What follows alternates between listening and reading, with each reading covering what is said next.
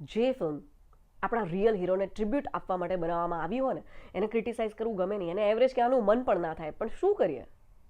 I am a fan of Hrithik and Deepika. મને એ બેની જોડી બહુ જ ગમી. સ્ક્રીન ઉપર તો જે લાગે છે સિઝલિંગ હોટ બ્રાઉની જેવા. ઇનફેક્ટ રિતિકે તો બહુ મહેનત કરી છે આ કેરેક્ટરની પાછળ.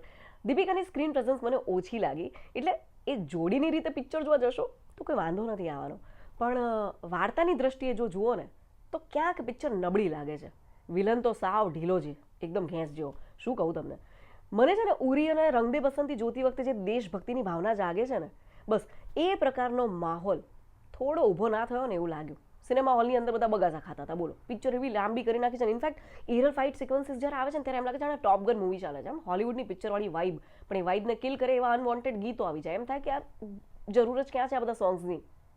ફિલ્મની અંદર છે ને રશિયન પાયલોટ બનીને એકવાર માટે શારીબ હાશમી આવે છે, ઓનલી ફોર 5 મિનિટ્સ. એ આવે છે ને ચહેરા ઉપર સ્માઇલ આવે છે.